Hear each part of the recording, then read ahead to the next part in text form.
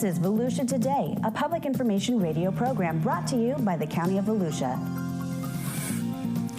Good morning, Volusia County. My name is Michael Ryan, and you are listening to Volusia Today, Volusia County's only and best source for local news. How's that? That was my new one, Clayton. I like that. Is that a good intro? I like that. Now, the one last week is pretty good, too. Yeah, I should probably write one down and keep it. Instead No, of, making then it it gets too bland. You got to go off. You just got to go off script, man. Next week, we're going to be world news or something. I'm going to expand our scope a little bit. Again, you're listening to Volusia Today. My name is Michael Ryan, and we are the Volusia County governmental news show, which sounds super exciting. I'm joined today. Exactly. I'm joined today by my co-host Clayton and Heather. Heather, good morning. Good morning. How are you? Good. Your smile was cracking me. I don't know why. When we, as soon as we went on air, it was very funny. It was very funny. How are you this morning? I'm great. I'm so happy to see the weather in the 80s. I am. Right. I love the summer. It's my favorite season by far. I'm a little tired. Maggie and I, our other community information marketing specialists, went to DeBerry Hall last night. Oh yeah. And went line dancing for their kind of line dancing thing that they do every other Thursday usually. Yeah. What a fun time. I was surprisingly very entertained by it all. We have a whole agenda in front of us to talk a whole lot of stories. Jumped right into it. But yeah, Heather just took over the show, and I have so many questions about this. Yeah, so people of all ages, all different walks of life, men, women, people younger than me, people older than me. I walked in knowing that we were going to do the dance to Shivers, which if you're an Ed Sheeran fan, you know that song and you may know that dance. That's a good line dancing song. It worked? I guess so. And this is like a whole different thing to me. They do pop songs all the time. And you get in, we do a little warm up to the Cupid Shuffle. So everyone's like pretty comfortable because they know that dance. Then we did the whole learning phase of the new dance that this was new to everybody in the room. The staff at DeBerry Hall, shout out Lisa and Tracy. They do a great job. They're on the mic. They're walking us through Do they it. Dance? Oh, they dance. Yeah. Everyone. It was so fun. Truly like a judgment-free zone. I never felt like if I messed up, it was a big deal. So that was nice. And then after we finished the one that we learned, they're kind of like the professionals, all these people who they come every other Thursday. For the most part, there was 30 to 40 people there. Oh, wow. I was very Nice. surprised by all of this. It was so much fun. But then we did 3 other songs really fast where we're learning them and just doing them. But it was so much fun. People were singing, dancing, clapping. It was awesome. So who was better, you or Maggie? Maggie's really good. She Is she caught really? on quickly, yeah. I guess she went to the barn a lot when she was in college, so. What does that mean? The barn? Oh, Yeah. It's like a line dancing country bar in Sanford. Maggie did? Yeah, but I guess she was telling me she would go for dancing, where my college recollection of bars was different a than little that. less Barn. dancing. I thought you said the bar at first instead No, of the barn. I was you like, know- I remember line dancing at the bars I went to in college. That's surprising. See, I do growing up in Dallas, growing up in Texas. I do, and that was where everybody went. And I don't think in my life I've ever line danced. I don't remember. Maybe peer pressured into it at one point, but that was pretty normal in college. Once you get the hang of it, I feel like you can do it. They have a handful of standard moves, the Charleston, the Grapevine, the Jazz Box. So once Right. you kind of get those down, it's really just a matter of piecing them all together and then incorporating it on the dance floor. It was a lot of fun. I hope y'all got videos of this. Oh, we're definitely doing a video. Wait, And are I you was in the mic'd video? up. Oh, good. So you'll get the true experience that I had. So tell me again for our listeners, what was this called? So it's line dancing at DeBerry Hall Historic Site. Okay. They do it pretty much every other Thursday. If you check either the county calendar on volusia.org or if you go to deberryhall.com, you can find their next one that's upcoming. They do it from 5:30 to 6:30. It was $3. It was so It was much $3. I'm sorry, $3. $3. Oh wow. Okay. Yeah, it was a lot of fun. I definitely recommend it. and And how I long- definitely want to go again. How long did it last? We were there for the solid hour, Okay. from start to finish. Get there a little bit early so you can be ready to go. Also wasn't sure if I should have cowboy boots or if I Right. should wear sneakers. And again, judgment-free zone. Everybody was kind of a mixed bag. So Wait, some this- people were in their athletic gear and sweating, putting their all into it. So kind of like Zumba. And then some people were dressed up in their best country line dancing attire. That's greatness. It was awesome. So this is Florida, which is not where line dancing started, I would guess. People in sandals? I don't know. Maybe. I totally do in It sandals. might have been. So it's $3 and it's line dancing at DeBerry Hall. I'm assuming it's out in the, I don't know what that building is. They have a stable. Mm-hmm. I'm sorry, what? A stable. It's in the stable? In the stable. Like, this is a very authentic experience. That is so great. It was fun. So great. Yeah, DeBerry Hall's amazing. They got something else going on tomorrow, Oh, yeah, they right? have Living History Day tomorrow, March 9th. It's from 10 a.m. to 3 p.m. And whatever time you get there, they have all these different presenters. We were actually talking a little bit with their staff about this last night. They have a George and Martha Washington impersonator. Oh, that's great. They come out and share the story of George and Martha. They have a Galileo impersonator as well and talks all about astronomy. They do special edition guided tours where they have reenactors of the DeBerry family that walk you through the rooms and tell the story of the family and how they came to Florida and built the estate and why they built the estate and some of the kind of fun stories they have that were taken in history. Let's see. What about games? Are they doing like any type They of do like games there? Victorian yard games, so they found the yard games that they were doing back in that time period. They also do, it's called What's Under the Dress. And they talk about the different layers of items that were under the Victorian dresses from that time period as well. So. Oh, which looks like a lot based on the pictures. Yeah. Right. And I always think, like, I can't imagine how they were wearing those dresses in a Florida summer. Oh my God, I can't. Clayton, this weekend I was going to go to a concert and go to Disney, but now I'm going to play some Victorian yard games. I cannot wait to do that. You want to come over? Did they play cornhole back then? Yeah, what? I think so. They called it something No. different. Yeah, maybe. Wow. So, my wife grew up here, raised here, spent her whole life here, most of it, and had no idea that DeBerry Hall was here. A lot of people don't. Yeah. Or they know about it and they've just never been. Such a hidden gem, right? And I love it So there. much good programming. It's really cool. And if you're into history at all, it's definitely a place you should check out. It just, especially if you're into Florida history or local history, like there are so many different facts and figures and little things that are around the hall. They have a theater room where you go and watch the program of kind of, again, the history of DeBerry Hall, and takes you down the St. Johns River and the importance of that's cool. that and how DeBerry Hall got to be. And then obviously you can tour the house, and then they have the stable where you can see a lot of the stuff within the stable and the house are kind of the original. So they redid the original floors in the stable. The house still has all the original glass windows. So there's a lot of interesting things. And even if you're not into it, I feel like it's something like a little gateway into becoming like a history person, which I think happens to all of us as we get older. It's clearly happened to you, Heather. So that was your Thursday night, and you told us a story off air. How was your Friday morning before you got to the show? A little tired, and my 3-year-old spilled milk all over our house. Oh, this good morning, deal. so, Good deal. Yeah. My point with that was even radio stars live normal lives, right? Very normal. Yeah. I know, radio star. That's funny. Clayton, how are you this morning? I could not be better. The weather is nice outside, and I think the temperature's going to keep climbing. So probably our beach is going to be a little bit busy this weekend. Yeah, our team at Beach they're gearing up for the first warm weekend in quite a while. I can't wait for the pool to heat up and the water and stuff. So I'm looking forward to that. What else is going on? There's beach tryouts this weekend? Yeah, well, actually, they had beach tryouts at the Ormond Beach YMCA last Saturday. Okay. Had a pretty good turnout, and just letting our listeners know that there's actually going to be another round of tryouts tomorrow at the YMCA in Port Orange. Starts at 9 a.m.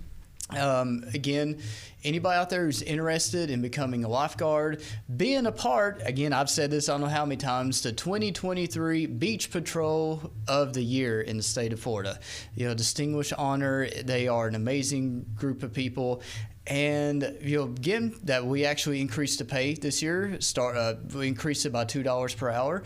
There is some bonuses that can be available, and you do have to meet some physical tests, but like our beach safety team have told us that, hey, if you're right there on the cusp and you're not able to pass everything, they are willing to work with you, to train you, to get you on that diet, to be able to get you to where you need to be. Yeah, that's so great. Again, 9 a.m. tomorrow, Port Orange YMCA, it's awesome. Clayton, what's the minimum age to be a lifeguard in Volusia County? You must be 16 years of age on or before June 1st. Okay. So essentially, if you're 16 years of age, you got a clean background, and you're in good physical shape, why not? Yeah. Well, if you get to 16 years of age, barely there, and you don't have a clean background, there's other issues going on there. I'm sure you're going to qualify for a lot. So, Clayton, help me. My daughter works in the bakery at Publix, and my son works at Tijuana Flats, right by the Speedway and stuff. And so they both have jobs. They're both, employed and stuff.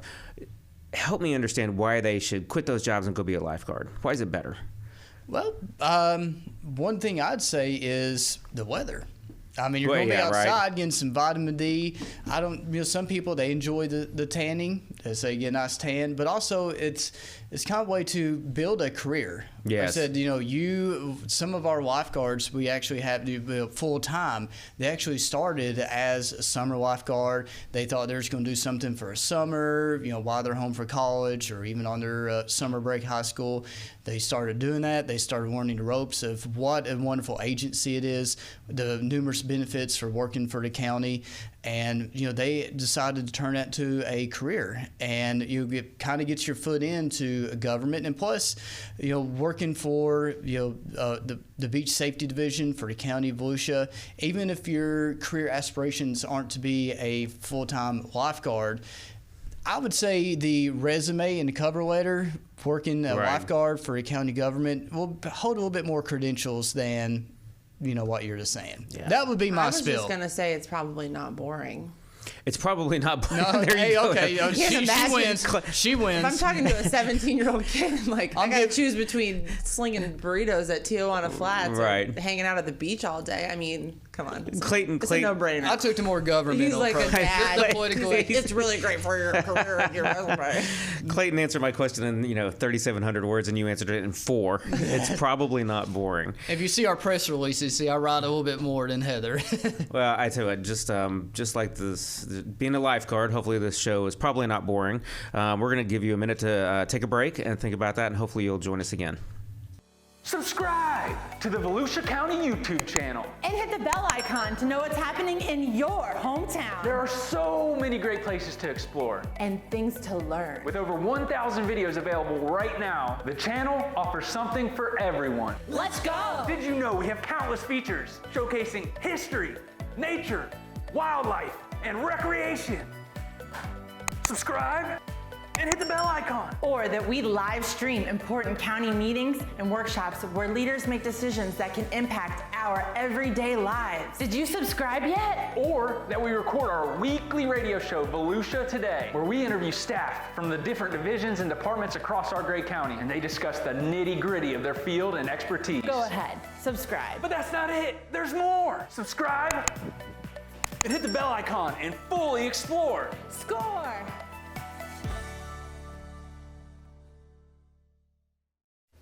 We're back to Volusia Today. We are your Community Information Division. I am Heather, along with Michael and Clayton, and we're talking about all things Volusia County, and like Michael likes to say, the best and only source for the news of Volusia County. Why go anywhere else? That's just all misinformation. Did I get it right? Yeah, that was close, yeah.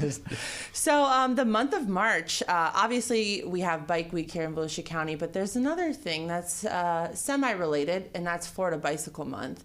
And we use this time in Volusia County to go over 2 different things that I think are kind of special to Volusia County. One, obviously, we have a lot of bicycles because we have a phenomenal bike trail system here, and we can talk a little bit about that. But I wanted to start by quizzing the both of you about bicycle safety statistics, and these are specific to Florida. I'm nervous. Clayton, are you nervous? Not at all. I'm going to fail every one of them. I was reading through the Florida Pedestrian and Bicycle Strategic Safety Plan from the FDOT. It's a report that they do, and this is a 5-year plan. And they had some statistics about, again, bike safety. So let's see. Do you think this is a myth or if this is true? Okay, I'm totally down. But Clayton, do you own a bike? Yes, I do. Your family has bikes? Yes. Do you guys ride? We actually do, maybe about once every 2 weeks. I'm All more right. of a runner. I may not look like it, but I'm more of a runner. But yes, we do ride them. Okay. No, funny story if we get in. Actually, I got a 4-year-old, but when he was younger, I had one of those little seats on the back of my bike. And one day when I just went out riding by myself, and this group of teenagers drove by me and started screaming at me and said, "Oh, your kid fell off the back." Completely freaked me out. And I That's looked funny. around, and I couldn't even get mad. I was like, I probably would have done the same thing when I was a high schooler. I used to have one of Good, those. clean fun. I used to have one of those trailers that you hook up to your rear axle, and I would drive my kid around all over the place and stuff. Yeah, super dad, right? All right, let's get into it. Crashes involving people walking and biking usually occur at intersections. Do you think that's true or false?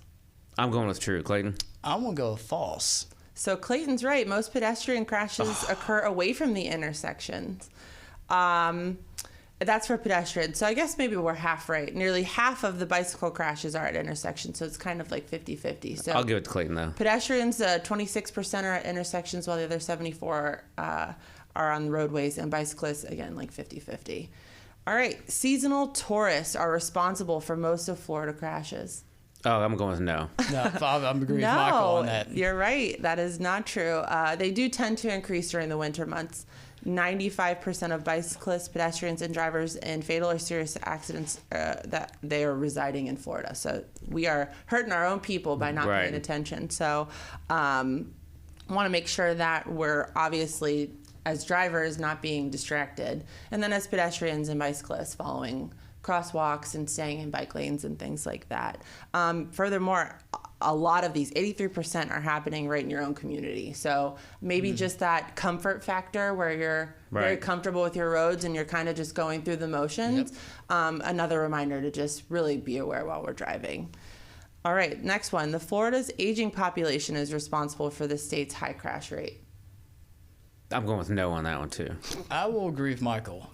That's correct. While Florida, people over 70 in Florida make up 16% of our licensed driver, only 9% of drivers involved in these serious bicycle accidents are in this age group. So we cannot blame our senior citizens. They are doing their good job out there on the road. This is fascinating, Heather. And then the last one, most crashes that affect people walking and biking involve drugs or alcohol. I'm going to go with no on that one, too. You guys are right. Yep. So if we like to think that, they must have been, drinking or they must have. No, that's not true. It's actually 11% for pedestrians and 5% for bicyclists. And only 3% of the drivers involved in those crashes were suspected of alcohol use and 1% of drug abuse. So what does all that tell us? That it sounds to me like it's mostly a distracted driver situation, or a pedestrian or biker not following the laws. So they give some follow up, like here's how we can prevent that. For drivers, Florida law requires 3 foot for passing as a distance as a minimum. So if you did not know, now you know. Obviously, for bikers, wear a properly fitted helmet. Do you guys know what that means? I feel like we say it a lot, but I never really thought about what it really means. I don't. I wear a helmet. I don't know what that means. So I guess there's like a little test. So you put your helmet on, you buckle your chin strap, and it should be so secure and snug that you can only fit no more than 2 fingers underneath it. And I feel like a lot of times it's way more than that. Right. So make sure once you do that chin strap, you pull it tight, and then you do a nod and a shake test. So nod your head, shake it up, and your helmet should stay securely on where it is. For those of you listening on the radio, Heather is nodding and shaking for our benefit here. My fake helmet. I want to make sure just in case Clayton and I didn't know what that meant. I got it under control.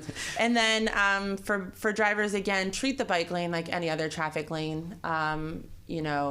As you're changing lanes, be sure that you're looking for bicyclists, especially when they have their shoulder lanes.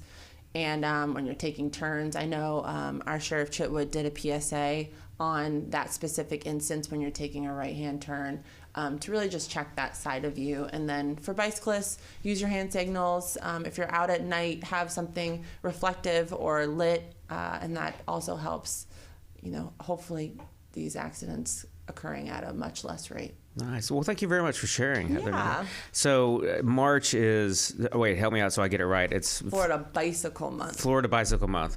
Clayton, right now, in addition to the bicycles, we have a different kind of bike in Daytona and Volusia County. Actually, there's probably two different types of bikes. Yes, in help me addition to what Heather just said.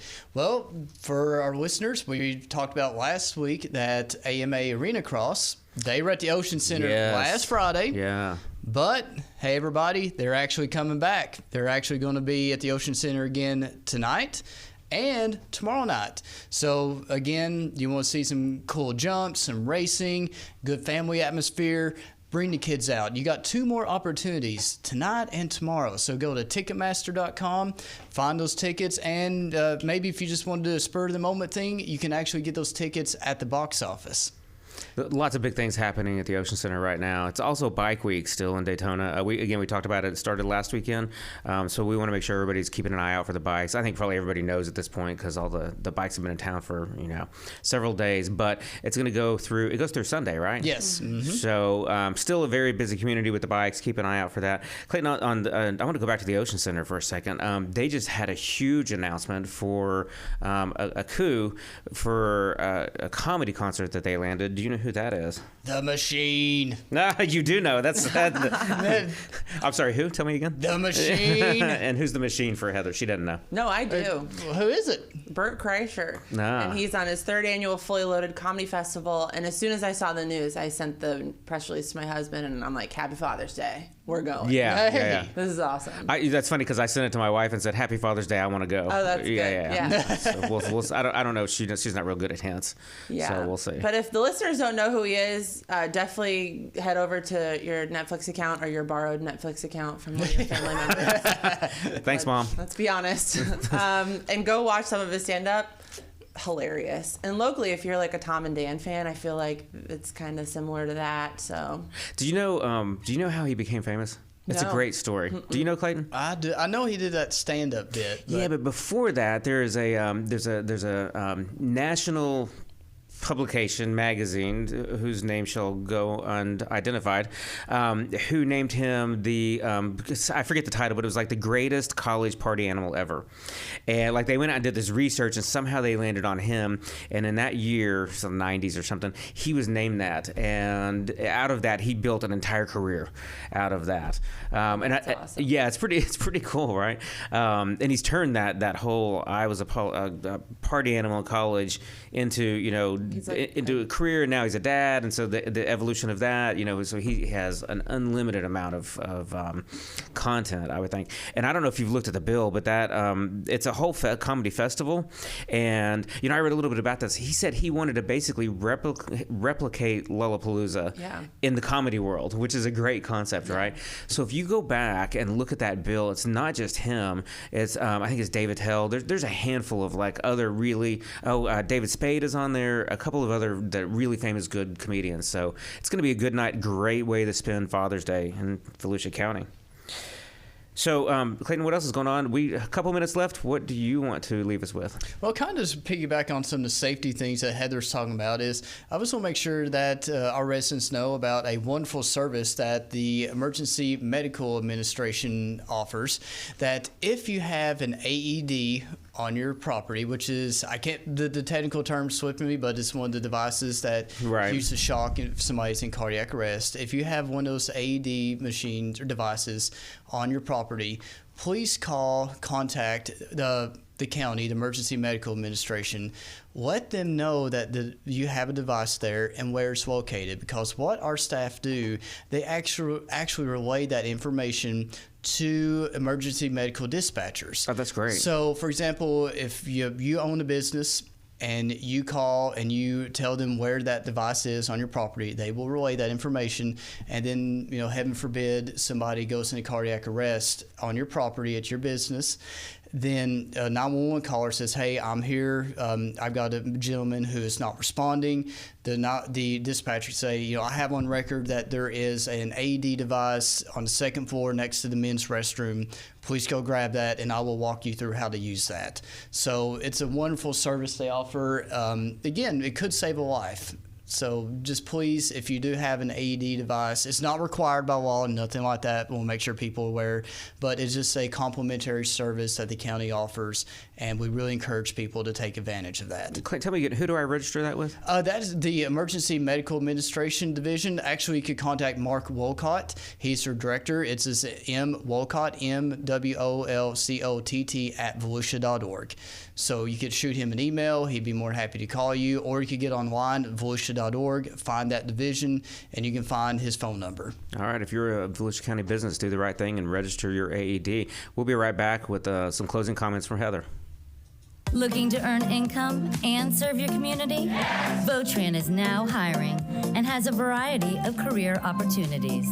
Plus, Votran is offering a $1,000 hiring bonus and paid training for select positions.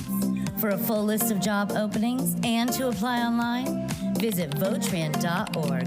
That's Votran.org. Next stop, Occupation Station. Gotta go. Driver, this is my stop. You can access Volusia County government online at volusia.org. Listen to county council meetings, pay for permits or tags, or search the property appraisers' databases. Volusia.org is your Volusia County government information resource. We're back with Volusia Today. We are your Community Information Division. We've got a few seconds here, but real important. If you live in Volusia County, even if you're visiting, you want to know what's going on, we are launching News You Can Use. It's going to be a newsletter monthly, and we're going to cover all the things similar to what we do on the radio show, but even more in-depth, links to where you need to get more information. So if you're interested, we have our sign-up going on right now for the first edition, and you can just visit volusia.org. It's right there on the homepage. News you can use, baby. Can't miss it. Yeah, sign up. It really is like having the radio show and the podcast delivered straight to your email, right? Yeah. What gets easier than that? Clayton, listen, do you have a good weekend? Do you have any big plans? We may be going to a theme park. Nice. You mentioned I'm going to Disney. I'll go ahead and say it. Yeah. And also going to see Bryan Adams. Heather? T-ball, family time, birthday party. Have a great weekend.